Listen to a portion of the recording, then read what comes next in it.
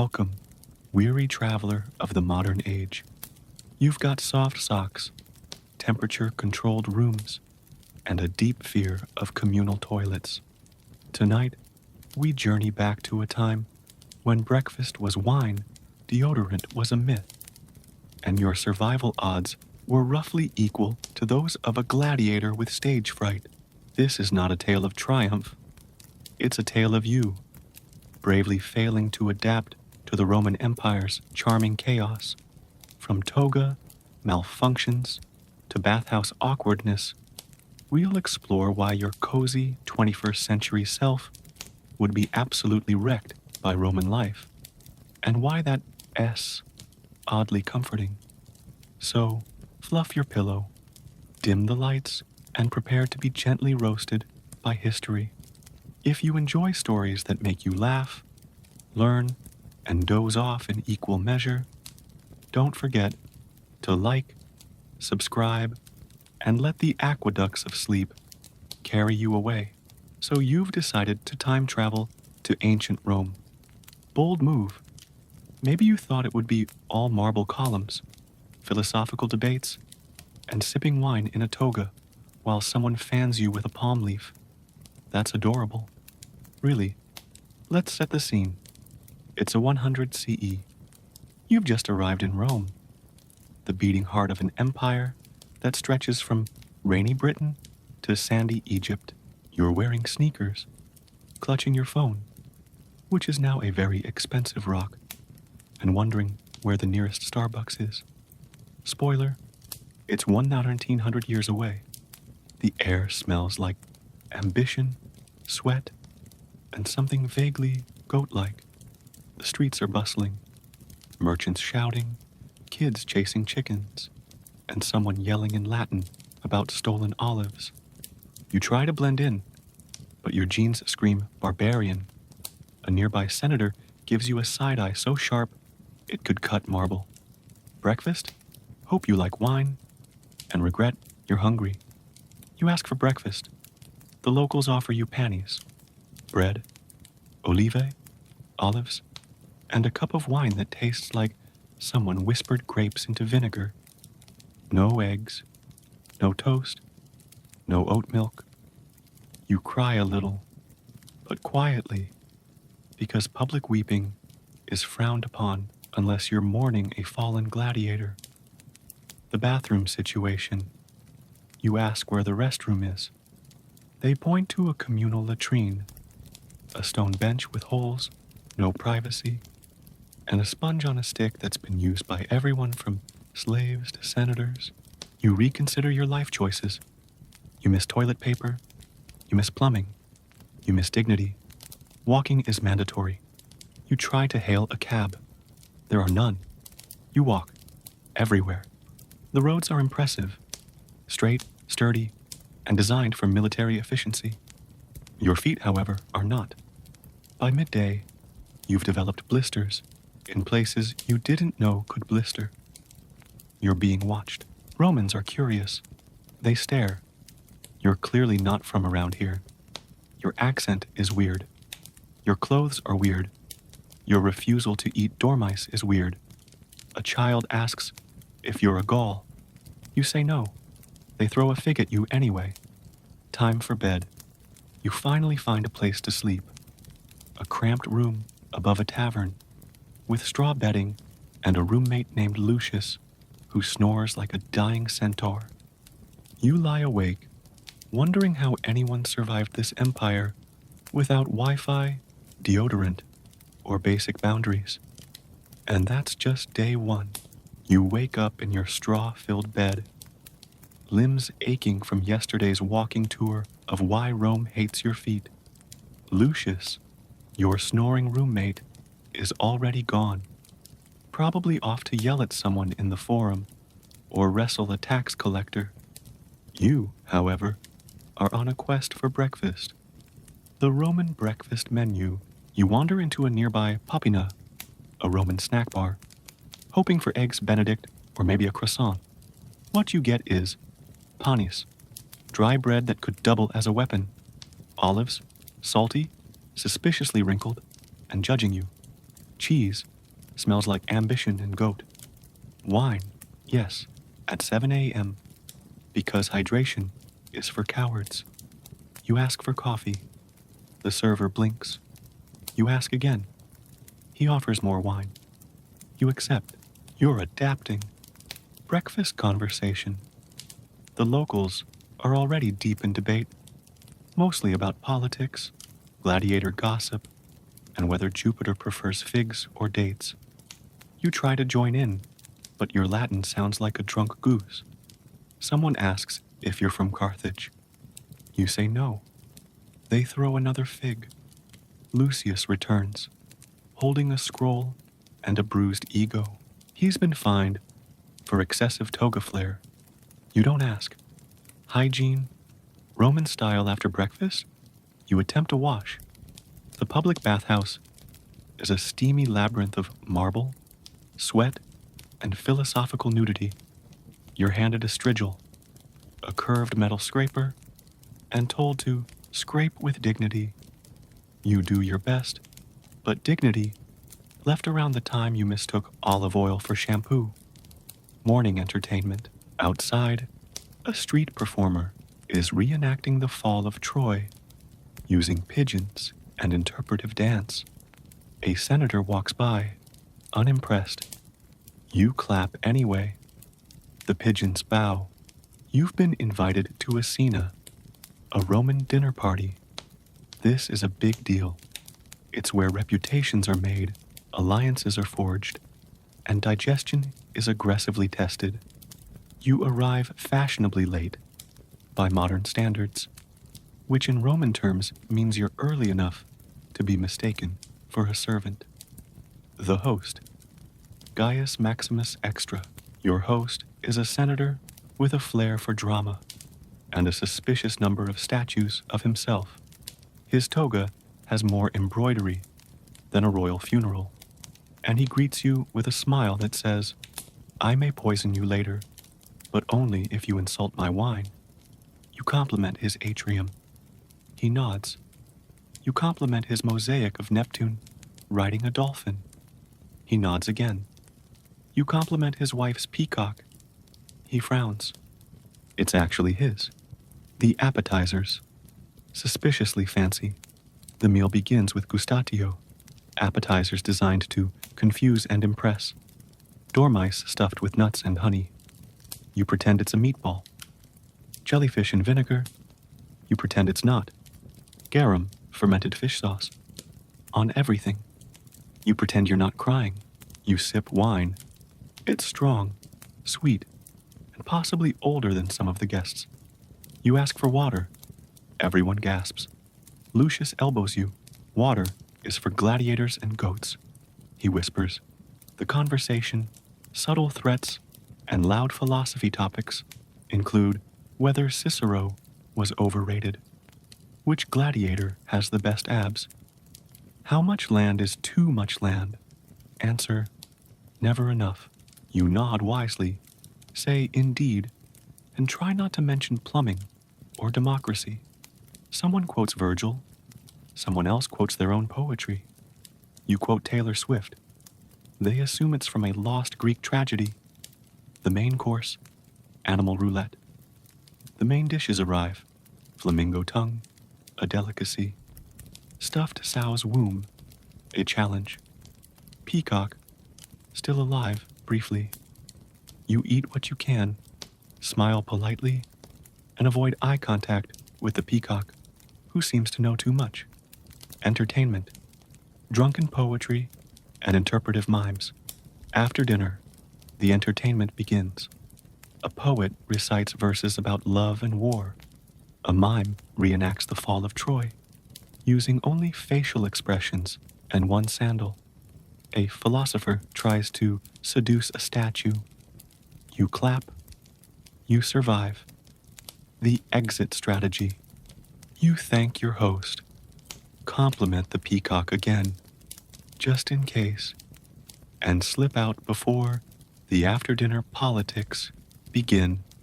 Lucius follows, carrying a stolen amphora and a new grudge. You've survived your first Roman dinner party. Barely. It's game day in Rome, and the Colosseum is buzzing like a beehive, full of adrenaline and questionable ethics. You and Lucius arrive early, because apparently nosebleed seats in ancient Rome mean next to the guy selling roasted dormice. The Colosseum, Rome's favorite murder dome, this architectural marvel, seats over 50,000 screaming fans, all here to watch people fight to the death while eating figs. You marvel at the engineering. Lucius marvels at the snack selection. You both marvel at the guy dressed as Mars, who's juggling spears, and existential dread. The concessions forget popcorn. Roman snacks include roasted chickpeas, crunchy, salty, and suspiciously addictive. Honey cakes, sticky enough to glue your sandals to the floor. Dormice on a stick. Still not meatballs, no matter how hard you pretend. You ask for nachos. Lucius asks what a nacho is. You weep quietly into your honey cake. The main event. The games begin. Trumpets blare. The crowd erupts. Out comes a gladiator named Brutus the Beefy, wielding a trident and a grudge. His opponent, Felix the slightly nervous, armed with a net and a prayer. They circle each other dramatically. The crowd chants. You chant too, mostly to fit in. Lucius bets 3 olives on Brutus. You bet your dignity on Felix. You lose. Surprise lion. Suddenly, a trapdoor opens. A lion strolls out, yawns, and sits down like it's waiting for brunch. The crowd cheers. The lion scratches itself. Brutus throws a spear. The lion ignores him. Felix faints. The lion wins. Halftime. Show. Between bouts, there's entertainment. A reenactment of the Battle of Actium, using papier-mâché ships, an interpretive dance. A man dressed as Neptune who juggles eels. A mime pretending to be a gladiator, pretending to be a mime. You're confused. Lucius is delighted. The lion is still yawning. Post-game reflection. As the sun sets and the crowd disperses, you and Lucius walk home, sticky with honey cake and existential questions. You've seen blood, bravery, and a lion with impeccable comedic timing. You survived the Colosseum, barely, and you still don't know what happened to Felix, featuring aggressive haggling, suspicious pottery, and one sandal that may or may not be cursed. It's market day, and you have decided to brave the chaos of the Forum Romanum, Rome's bustling shopping district where dreams go to be bartered and wallets go to weep. Lucius is already ahead of you, shouting at a fishmonger about the moral implications of overpriced anchovies. The marketplace, a symphony of shouting. The forum is packed. Merchants hawk everything from spices to scrolls to statues of Jupiter that look suspiciously like your cousin Gary. You dodge a goat, sidestep a mime, and nearly trip over a basket of live eels, labeled fresh-ish. You ask for directions. A vendor offers you a map. It's hand-drawn, wildly inaccurate, and costs 3 denarii. You buy it anyway. It leads you to a stall selling authentic Egyptian relics made entirely of Roman clay. Fashion in the forum. You spot a toga shop. The owner insists his togas are woven by Vestal virgins and blessed by Mars himself. You try one on. It's itchy, heavy, and smells faintly of regret. Lucius buys 2. He's now 40% toga and 60% delusion. Nearby, a sandal vendor offers gladiator-grade footwear. You ask if they come in wide. He offers you a pair that squeaks ominously with every step. You're 90% sure they're haunted. Spices, scrolls, and scams. You browse a spice stall. The merchant whispers, "This cinnamon is from India." You whisper back, "This is bark." He nods solemnly.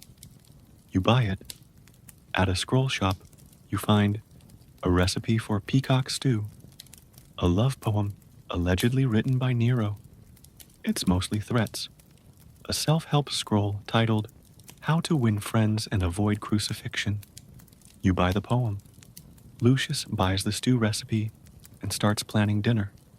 You worry for the peacock. The art of haggling. You try to haggle.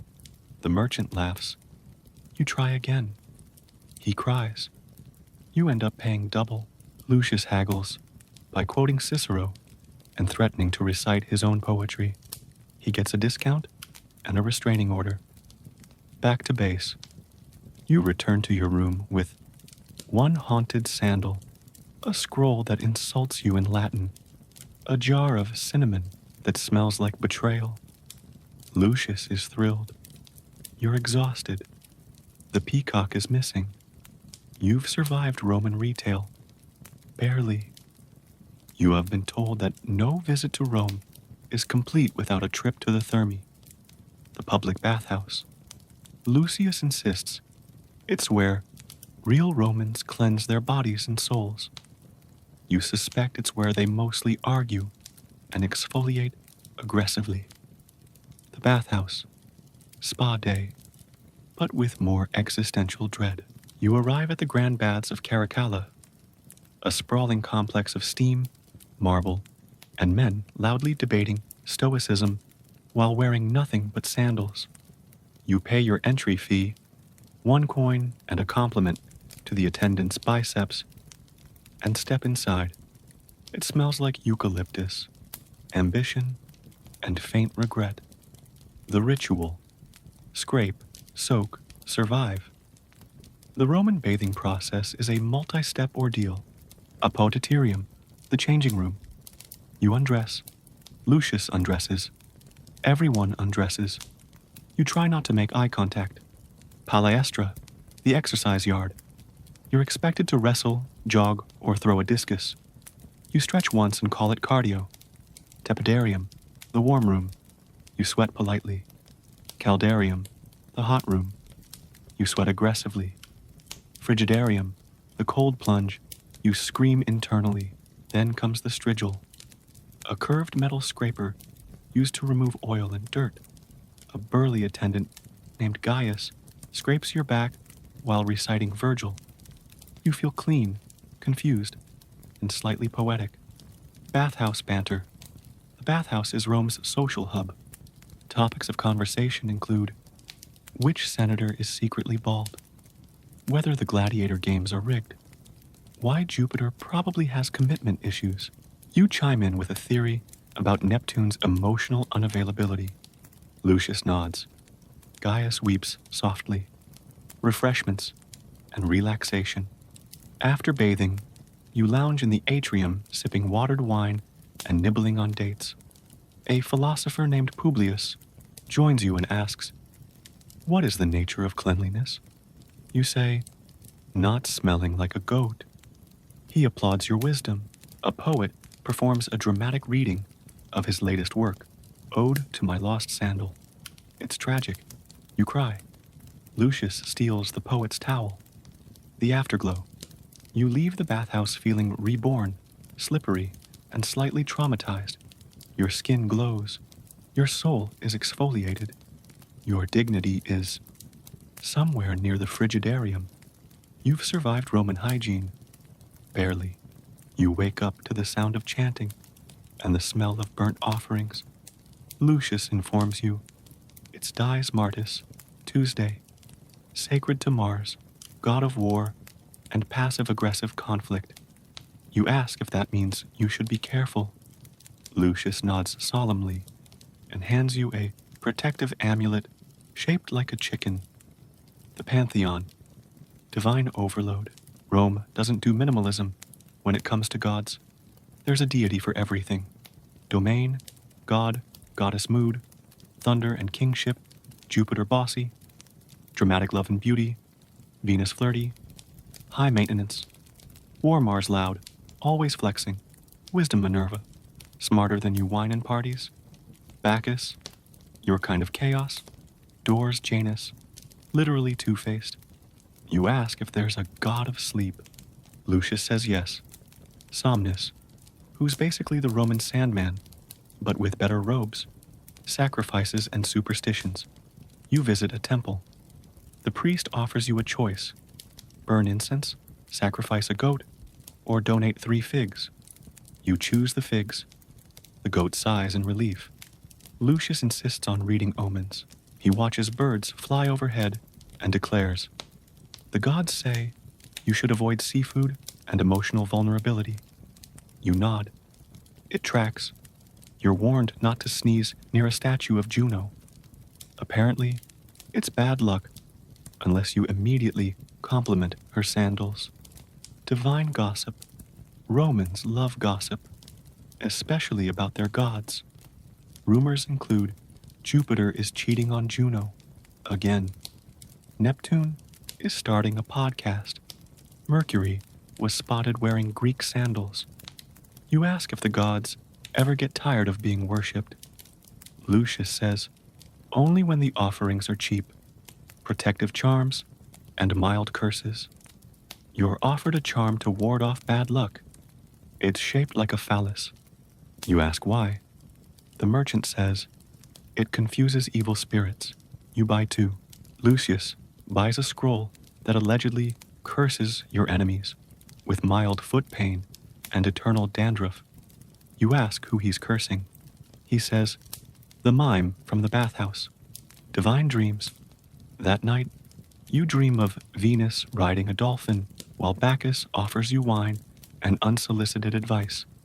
You wake up refreshed, confused, and slightly sticky from the honey cake you forgot to finish. You've survived Roman religion. Barely. And you're now 12% more superstitious. You wake up to the sound of Lucius polishing his new haunted sandal and muttering, today, we walk with destiny. You assume he means the Via Appia, one of Rome's most famous roads. You pack a scroll, a snack, and a healthy dose of skepticism. The roads. Engineering or witchcraft? Roman roads are legendary. Straight as a senator's spine. In public, paved with stone, and built to last longer than most emperors. You step onto the Via Appia, expecting a pleasant stroll. Instead, you're greeted by a merchant dragging a cart full of amphorae and existential dread, a goat wearing a bell and a bad attitude, a philosopher arguing with a pothole. Lucius insists the road was built by angels. You remind him it was slaves and engineers. He shrugs and eats a fig. Sandal struggles. Your sandals, already haunted, begin to squeak with every step. A child points and laughs.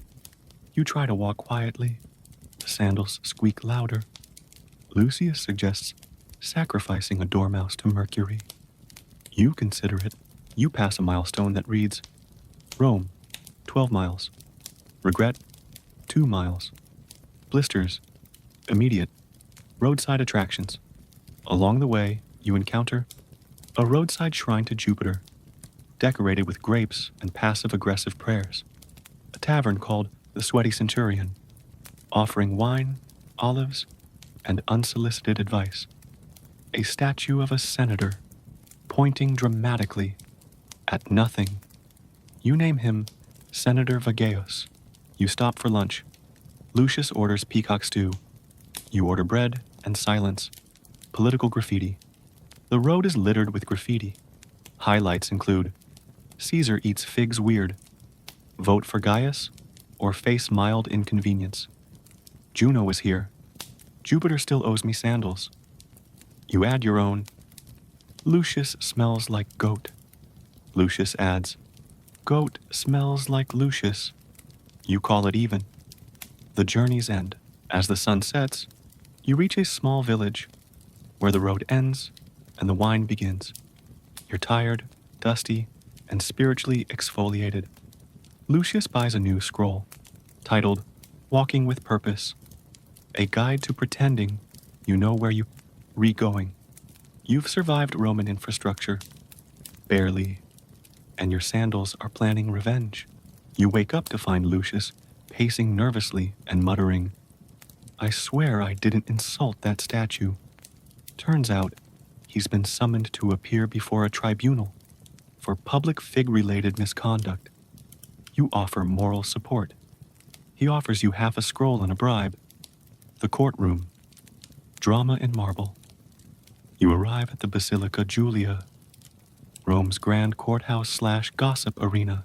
It's packed with toga-clad citizens, lawyers waving scrolls, and one guy dressed as Mercury for reasons unclear.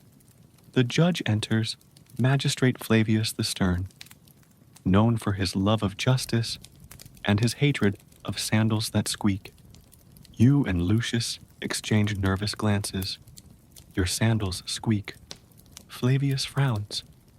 The charges Lucius stands accused of throwing figs at a senator's statue, quoting Cicero sarcastically, owning a scroll titled "How to Get Away with Mild Crimes." He pleads not guilty, but cheeky. The crowd murmurs. Someone throws a fig. Irony is alive and well. The defense Lucius defends himself with a dramatic reading of his poetry. A character witness? You, who mostly shrugs. A bribe disguised as a donation to the Temple of Jupiter. You're asked to testify. You say, Lucius is many things, but malicious fig thrower is not one of them. The judge nods. The statue remains unconvinced. The prosecutor, a man named Gaius Sharpscroll, presents a fig with Lucius's bite marks, a scroll of angry citizen complaints, mostly written in crayon, a drawing of Lucius labeled "Menace in a Toga." Lucius objects. The judge objects to the objection. Everyone objects to the drawing. The verdict. After much debate, dramatic sighing, and one impromptu interpretive dance by a mime, the judge declares, Lucius is guilty of being mildly annoying, but not criminal. He shall pay a fine of 3 figs and write an apology poem to the statue.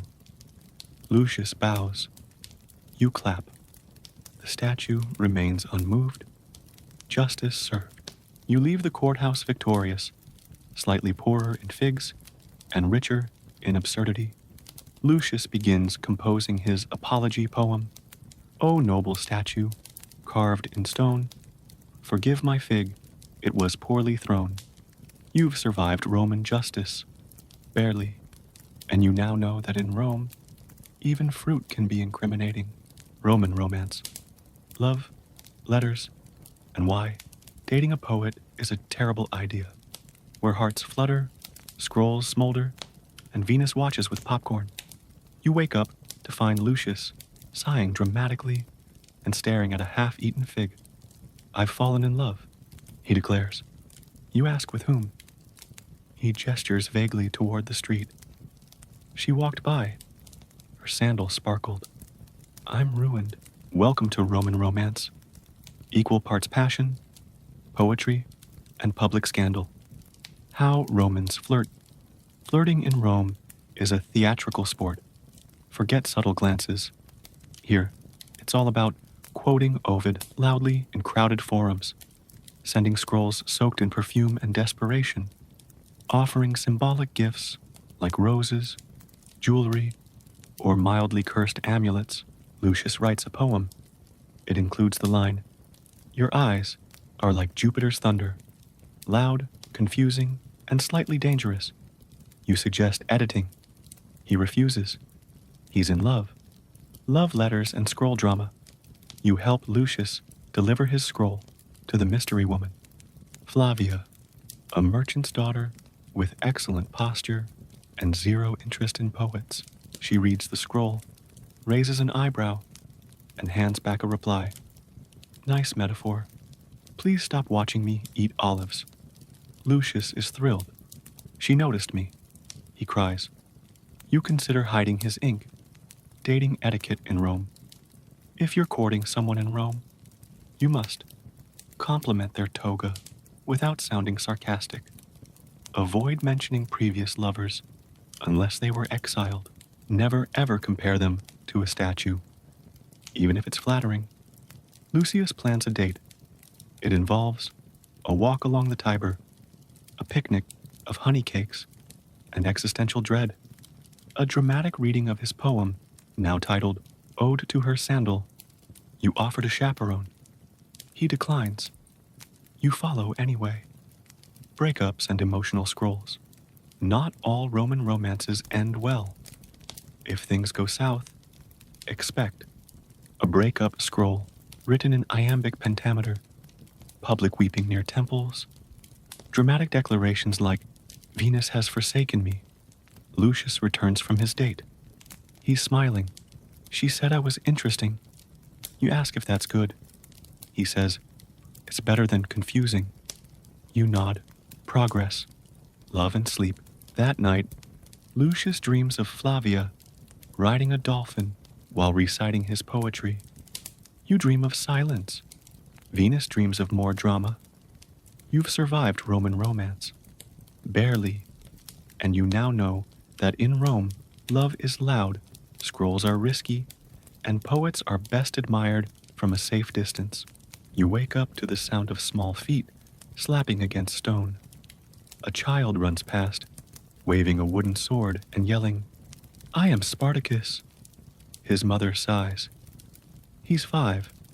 Welcome to Roman childhood, where kids are trained early to conquer, debate, and occasionally throw figs at statues. Baby Romans. Swaddled and superstitious, Roman babies weren't just cute. They were potential heirs, political pawns, and occasional omens. Swaddling was intense. Think burrito, but with more linen and less freedom. Amulets, like the bulla, were worn to ward off evil spirits and nosy gods. Naming ceremonies involved wine, prayers, and a lot of guessing about the baby's future. Lucius recalls his own naming day. They spilled wine on me and declared I'd be a poet. You suspect the wine made that decision. Education, scrolls, slaps, and stoic tears. Roman kids didn't get recess. They got rhetoric. Boys studied Latin, Greek, philosophy, and how to look bored during speeches. Girls learned household management, embroidery, and how to subtly manipulate senators. Teachers were strict. The phrase, spare the rod, was not popular in Rome. You visit a classroom. A boy recites Cicero while balancing a fig on his head. The teacher nods. Excellent posture. Playtime. Gladiator dolls and mini chariot races. Roman kids knew how to party. Ancient style. Toys included clay animals, dice, and tiny chariots pulled by very confused chickens. Games like knuckle bones, think jacks, but with actual bones, were popular.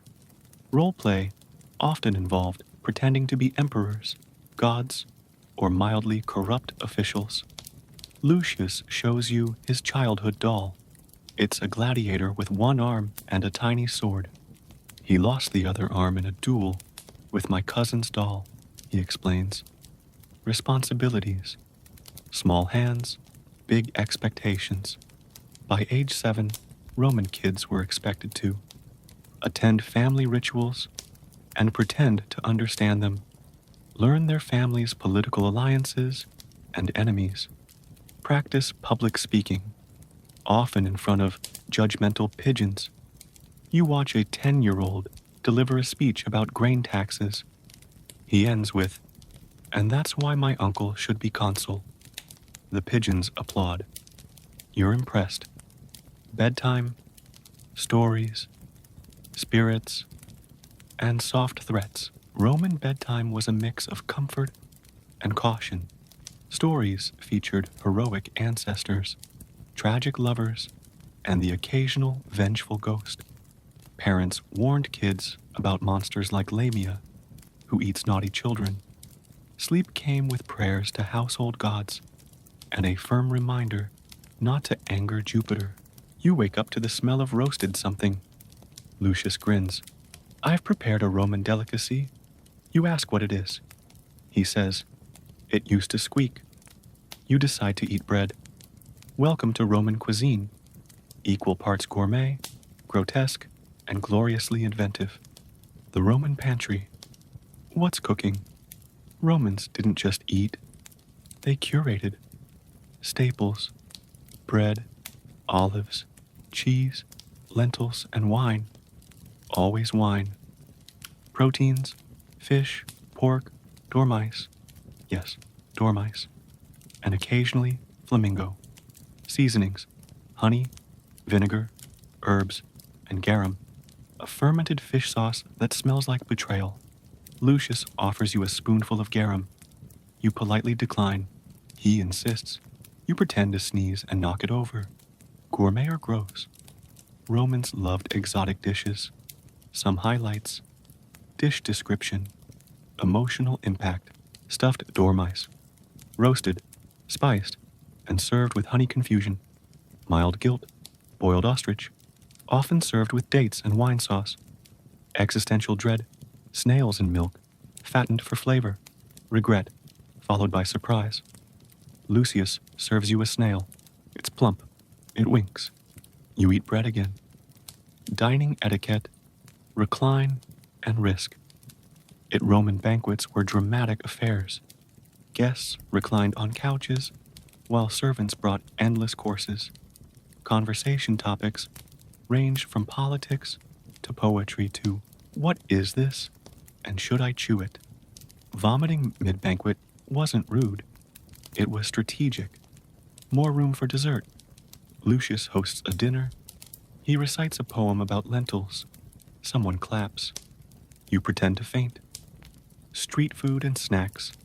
Not every Roman meal was a feast. Street vendors sold sausages, chickpea fritters, and mystery stew. Bakers were revered. Bread was sacred.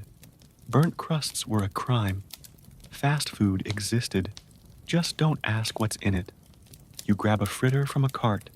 It's crunchy, spicy, and possibly older than the empire. You love it. Bedtime and bloating after dinner. Romans prayed to household gods and hoped their dormice wouldn't return in dreams. Lucius snores beside a half-eaten fig. You lie awake, wondering if garum is sentient. You dream of bread, safe, silent bread.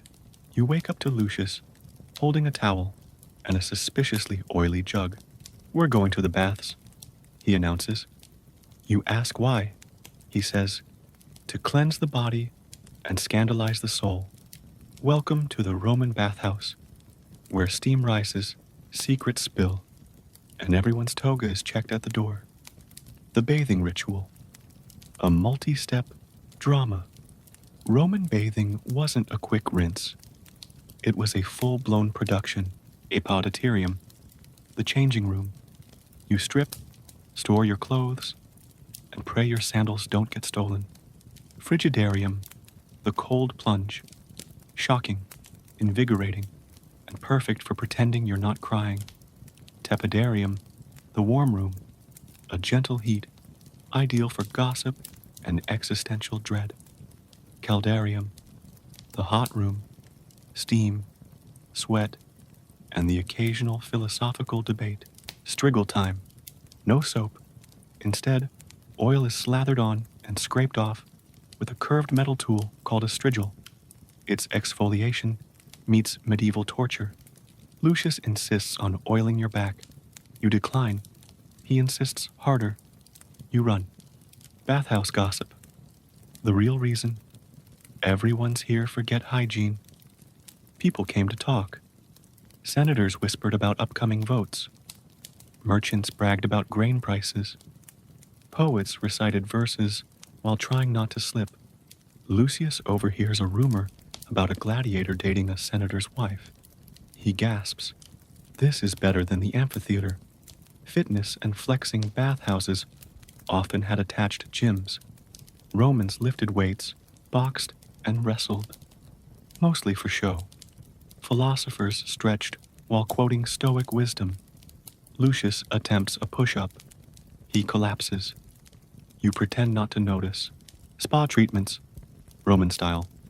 Want a facial? Try. Crushed pearls mixed with vinegar. Snail slime. Yes. Again.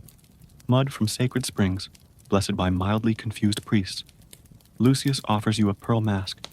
You ask if it's edible. He says, only if you're brave. Post-bath bliss. After bathing, Romans relaxed with snacks, wine, and more gossip. Lucius lounges in a robe, sipping watered wine and humming a love poem. You feel clean, confused, and slightly exfoliated. You've survived the Roman baths. Barely. You now know that in ancient Rome, hygiene was theatrical, nudity was strategic, and oil was everywhere. You wake up to Lucius polishing a tiny wooden sword. We're going to the Colosseum, he says. You ask why. He replies, to witness glory, gore, and possibly interpretive dance. Welcome to Roman entertainment, where every show is a spectacle, and every spectator is one spilled wine cup away from a riot. Gladiators, fame, fight, and fabulous nicknames. Gladiators weren't just fighters. They were celebrities with fan clubs and questionable life insurance. Types of gladiators: Murmillo, heavy armor, fish-shaped helmet, big sword; Retiarius, net, trident, and the vibe of someone who skipped armor day; Thracian, curved sword, small shield, big attitude. Lucius bets on a Retiarius named Spicy Neptune. You bet on the lion. The lion wins. Lucius owes you a fig. Animal shows. For nature, but make it violent.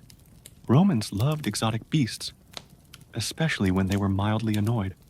Lions, elephants, crocodiles, and bears were imported for shows. Sometimes they fought gladiators. Sometimes they performed tricks. Once, a giraffe was paraded around, wearing a wreath. It was majestic and confused. Lucius tries to pet a leopard. You tackle him. The leopard applauds. Theater, masks, monologues, and mildly inappropriate jokes. Roman plays were loud, lewd, and occasionally brilliant. Genres: tragedy, everyone dies; comedy, everyone marries; satire, everyone gets insulted. Actors wore masks to show emotion. Happy, sad, I just saw my tax bill. Audiences were rowdy. Booing was common. So was throwing olives. You attend a play called Jupiter's Bad Hair Day. It involves thunder, betrayal, and a talking goat. You laugh. Lucius cries. The goat wins an award. Other fun and games Romans knew how to party beyond the arena. Chariot races, fast, furious, and occasionally fatal. Dice games. Gambling was rampant. So was cheating. Public executions. Technically, entertainment, but mostly just awkward. Lucius loses a dice game. He blames Mercury. You blame his math. Bedtime. After the bloodshed, after the show, Romans relaxed with wine, gossip, and dramatic reenactments. Lucius reenacts the lion fight using pillows. You pretend to be asleep. The pillow wins. You've survived Roman entertainment. Barely. You now know that in ancient Rome, drama was everywhere. Lions were stars, and gladiators had better branding than most influencers. You wake up to Lucius, staring solemnly at a pigeon. It flew left. He whispers, that means good fortune. You ask what happens if it flies right. He says, we cancel everything. Welcome to Roman religion, where gods are everywhere, omens are everything, and poultry is suspiciously powerful. The divine bureaucracy. Romans didn't just worship, they networked with gods. Major gods: Jupiter, king of gods, thunder enthusiast; Juno, marriage, jealousy, and dramatic entrances; Mars, war, rage, and excellent abs; Venus, love, beauty, and scandalous poetry. Minor gods: there's one for door hinges, cardia, sewer systems, Cloacina, and even mildew, Robigus. Yes, mildew. Lucius prays to Robigus before cleaning his cellar. You light a candle just in case. Omens and augury, chicken-based forecasting. Want to know the future? Ask a bird. Augurs read bird flight patterns. Left, good. Right, sabouter bad. Circles, sabouter panic. Haruspices examined animal entrails, especially livers. A healthy liver, but our divine approval. A weird liver. Maybe don't invade Gaul today. Lucius consults a haruspix. The chicken's liver looks confused. You cancel your travel plans, rituals, sacrifices, and divine bribery. Romans loved rituals. The more elaborate, the better. Sacrifices included wine, incense, and occasionally animals. Goats. Priests wore pointy hats and spoke in Latin even they barely understood. Forgetting a word during a ritual meant starting over, even if it took hours. Lucius forgets the word for grain. You pretend to sneeze. The gods forgive you. Household gods, tiny statues, big vibes. Every Roman home had lares and penates, guardian spirits of hearth and pantry. They lived in little shrines near the kitchen. Offerings included wine, bread, and whispered apologies for burnt lentils. If ignored, they might curse your soup. Lucius spills wine near the shrine. You offer a fig. The soup tastes better. Divine dreams and sleepy prophecies. Romans believed dreams could be messages from the gods. Dreaming of snakes, transformation. Dreaming of figs, fertility. Dreaming of Lucius singing. Seek medical attention. Lucius dreams of Venus riding a dolphin. You dream of silence. Jupiter dreams of better acoustics. You wake up to find Lucius standing in front of a mirror, adjusting his toga with the intensity of a man preparing for battle. Does this say respectable citizen or accidental tax fraud? He asks. You say, it says wrinkled. He gasps, welcome to Roman fashion, where every fold has meaning, and every outfit is a political statement wrapped in linen. The toga, iconic, impractical, and emotionally exhausting. The toga was the ultimate Roman flex, worn by male citizens to show off status, dignity, and how much fabric they could carry without falling over.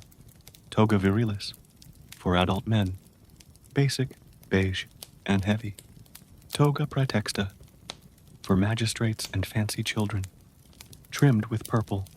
Toga pula, for mourning, dark, dramatic, and perfect for passive-aggressive funerals. Toga candida, bright white, worn by political candidates, blinding and suspiciously optimistic. Lucius wears a toga praetexta to buy olives. The vendor gives him a discount and a side-eye. The tunic, Rome's real MVP. Under the toga, or instead of it, Romans wore tunics. Simple, comfy, and mercifully breathable. Men wore knee-length tunics. Women wore longer versions, often belted and accessorized. Slaves wore tunics too, but with fewer frills and more existential dread. You try on a tunic. It's breezy. You feel powerful. Lucius says, you look like a senator on vacation. You take it as a compliment. Accessories, bling, belts, and amulets. Romans loved a good accessory. It wasn't just fashion. It was protection, persuasion, and petty flexing. Fibulae, brooches that held garments together, and occasionally stabbed people by accident.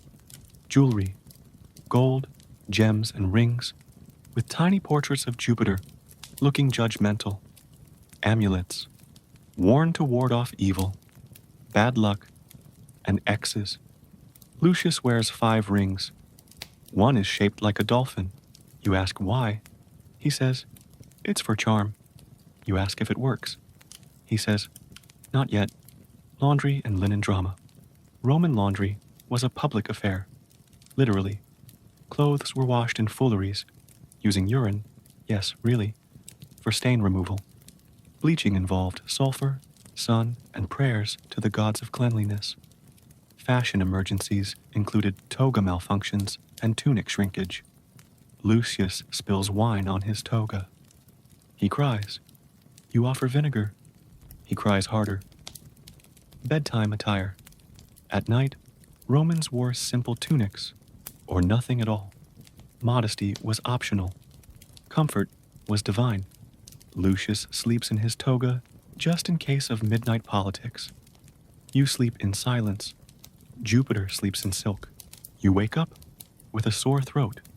Lucius insists it's because you offended Apollo. You say it's probably the dust. He gasps. Blasphemy. He fetches a scroll, a cabbage, and a leech named Gaius. Welcome to Roman medicine. Equal parts superstition, science, and sheer audacity. The philosophy of health. Roman doctors weren't just healers. They were thinkers, debaters, and occasional poets. Galen, the Beyoncé of Roman medicine. He wrote hundreds of treatises, dissected animals, and believed in balancing bodily humors. Celsus wrote De Medicina, which included surgical advice and strong opinions about pus. Seneca, not a doctor, but still had thoughts, mostly involved stoicism and not whining. Lucius reads Galen aloud while applying olive oil to your forehead. You feel greasy and vaguely enlightened. The four humors. Ancient biochemistry meets vague vibes. Romans believed health was about balancing four bodily fluids: humor, element; personality, side effect, treatment. Example: blood air, cheerful, energetic exercise; wine phlegm, water, calm; sluggish hot baths, spicy food; yellow bile fire, angry, ambitious vomiting; herbs, black bile, earth melancholy; brooding laxatives; poetry. Lucius says, you have too much black bile. You say you're just tired. He offers a poem and a prune. Treatments: bold, bizarre, and occasionally effective. Roman remedies ranged from sensible to, please don't try this at home. Leeches used to suck out bad humors. Gaius is very enthusiastic. Cabbage, the cure-all. Eaten, applied, worshipped. Honey and vinegar, for wounds, digestion, and dramatic flair. Goat urine, for ear infections. You decline. Lucius looks disappointed. You sneeze. Lucius throws salt over his shoulder and recites a protective chant. You sneeze again. He faints. Surgery and tools of the trade. Romans performed surgeries with tools that look suspiciously like torture devices. Scalpels, forceps, bone drills, all real, all terrifying. Anesthesia, mostly wine and hope. Sterilization, not a thing. Infection was considered character building. Lucius shows you a bronze scalpel. You ask if it's clean. He says, it's historic. You back away slowly. Superstition and spiritual healing. Medicine wasn't just physical. It was cosmic. Offerings to Asclepius, god of healing. Wearing amulets to ward off disease. Consulting dreams for diagnosis. Spoiler, you're always cursed. Lucius dreams of a snake. He says it means you need more garlic. You dream of flying. He says it means you're arrogant.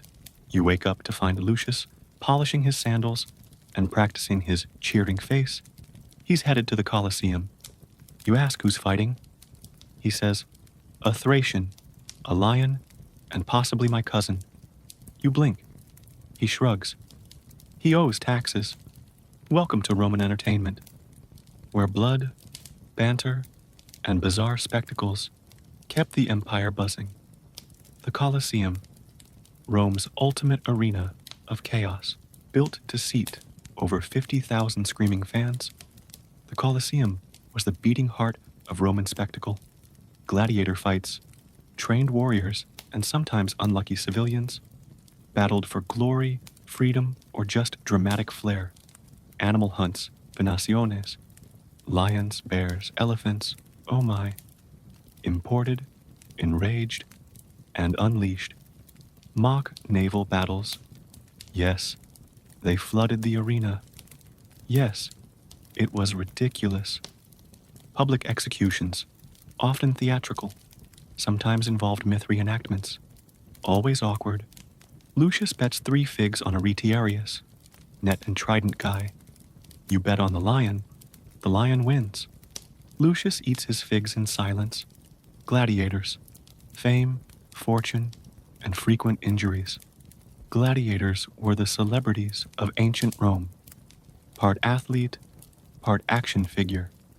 Types included Murmillo, heavy armor, Thrax, curved sword, and Dimachorus, dual-wielding chaos.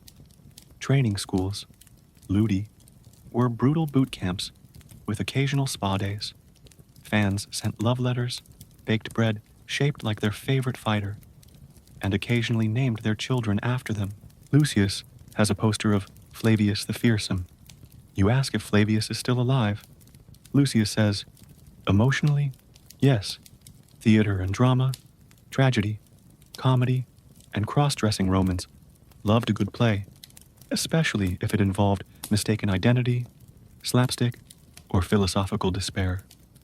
Plautus and Terence wrote comedies full of clever slaves and confused lovers. Seneca wrote tragedies so dark they make modern horror look like bedtime stories. Actors wore masks, exaggerated everything, and were considered slightly scandalous. Lucius performs a monologue about betrayal while holding a turnip. You clap. He bows. The turnip falls dramatically. Chariot racing, speed, sabotage, and screaming fans. Held in the Circus Maximus, chariot races were fast, furious, and occasionally fatal. Teams were color-coded. Reds, blues, greens, and whites. Fans were rabid. Riots happened. Horses had fan clubs. Drivers, aurigae, were rock stars with short lifespans and long egos. Lucius roots for the greens. You root for the horse named Thunder Biscuit. Thunder Biscuit crashes into a statue. Lucius cries. Gossip, games, and street drama entertainment wasn't just in arenas. It was everywhere. Dice games in taverns. Cheating was common. So were brawls. Public baths doubled as social hubs, rumor mills, and impromptu talent shows. Satirical poetry mocked politicians, celebrities, and anyone with a weird haircut. Lucius writes a limerick about a senator with bad breath. You suggest he publish it. He says, I value my kneecaps. You wake up to find Lucius staring solemnly at a chicken. We need answers, he whispers. The chicken clucks. Lucius nods. The gods have spoken. You ask what they said. He says, buy figs. You sigh. Welcome to Roman religion, where divine guidance comes from feathers, flames, and very dramatic priests. The Pantheon. Gods galore and divine drama. Romans had a god for everything, and they weren't shy about mixing business with Olympus. God, goddess domain. Personality quirk, Jupiter king of gods. Sky throws lightning when cranky Juno marriage. Women majestic, judgy, excellent posture. Mars war loves bloodshed and pep talks.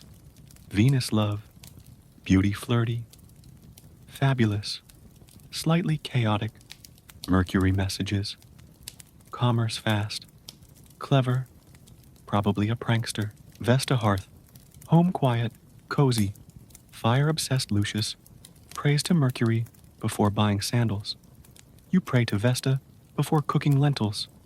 Both prayers involve wine, omens and augury, reading the universe.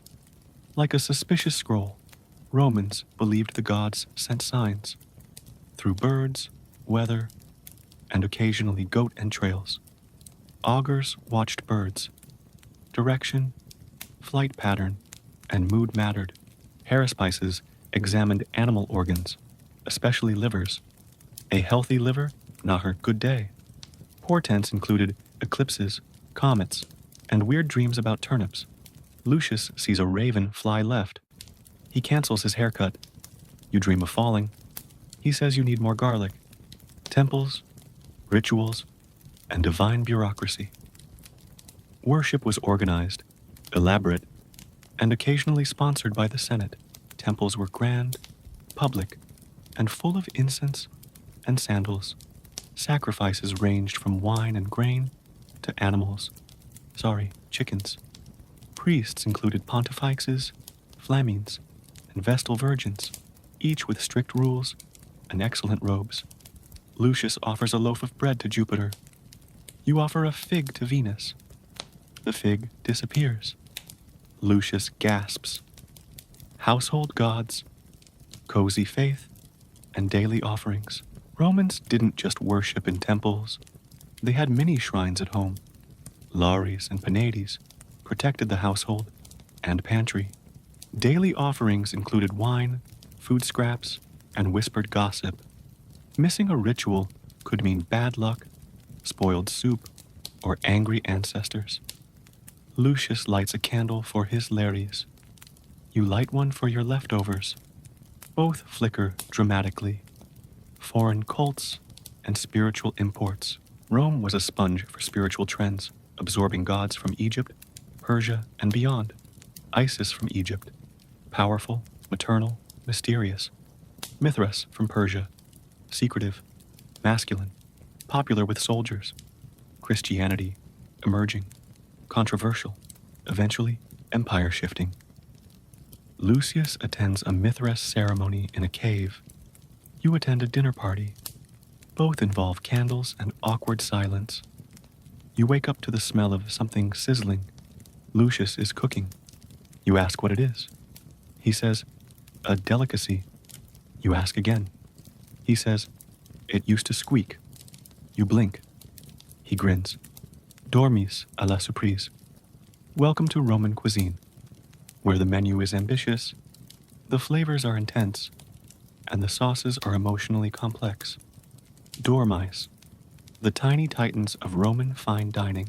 Yes, they ate dormice, and not just casually, lavishly, stuffed with nuts, herbs, and sometimes honey, roasted, glazed, and served at elite banquets, kept in special jars called gliraria, which sounds suspiciously like a rodent spa. Lucius presents his dormouse with a sprig of mint. You whisper an apology to it before taking a bite. It's nutty. Garum, the sauce that conquered Rome, and your sinuses. Garum was the ketchup of the empire. If ketchup were made from fermented fish guts and ambition, made by layering fish, salt, and thyme in vats, used in everything, meats, veggies, desserts, existential crises, smelled like betrayal, but tasted like power. Lucius adds garum to his wine. You stare. He says, it's bold. You say, it's alarming. Banquets, where gluttony meets gossip. Roman feasts were theatrical events, part dinner, part drama, part digestive challenge. Reclining while eating was standard. Chairs were for peasants. Courses included oysters, boar, peacock, and philosophical debates. Vomiting mid-banquet was not rude. It was strategic. Lucius reclines with a grape. You recline with a sense of dread. The grape rolls away. Lucius calls it symbolic. Daily meals, bread, porridge, and practicality. Not every Roman dined like a senator. Most ate simply and sensibly. Breakfast, antaculum, bread, cheese, maybe olives. Lunch, prandium, cold leftovers, fruit, and mild existential reflection. Dinner, cena, the main event. Sometimes humble, sometimes a circus. You eat lentils and barley. Lucius eats flamingo tongue. You ask why. He says it's chewy, drinks and desserts, sweet, sour, and slightly medicinal. Romans loved wine, but always diluted. Undiluted wine was for barbarians and bad decisions. Desserts included honey cakes, dates, and fig-stuffed everything. Mulsum, wine plus honey, was a favorite. No chocolate, no coffee, just vibes. Lucius offers you a honey cake, shaped like Jupiter. You eat the head first. He gasps. You say, "Divine." As the feast winds down, the oil lamps flicker. Lucius snores softly, clutching a half-eaten fig. Outside, the moon glows over the rooftops of Rome, casting shadows on the amphorae and dreams. You curl up beside the hearth, belly full of lentils and laughter, mind drifting through garum-scented memories. The gods are quiet, the dormice are sleeping, and history hums like a lullaby. Good night.